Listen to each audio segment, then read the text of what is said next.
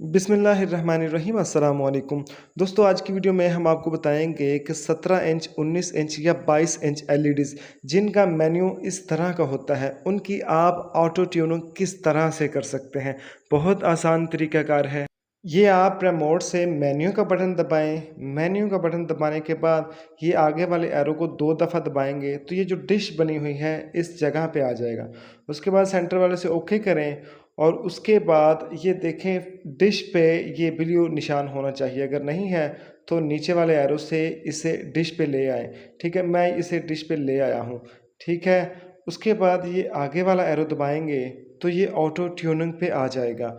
उसके बाद फिर से आगे वाला एरो दबाएंगे तो ये ऑटो ट्यूनिंग स्टार्ट होना शुरू हो जाएगी। दोस्तों अब आपको 4-5 मिनट वेट करना है और किसी भी बटन को नहीं दबाना। जब ट्यूनिंग मुकम्मल हो जाएगी, तमाम चैनल स्टोर हो जाएंगे तो ट्यूनिंग खुद ब खुद रुक जाएगी। उसके बाद आप चैनल्स आगे पीछे कर सकते हैं।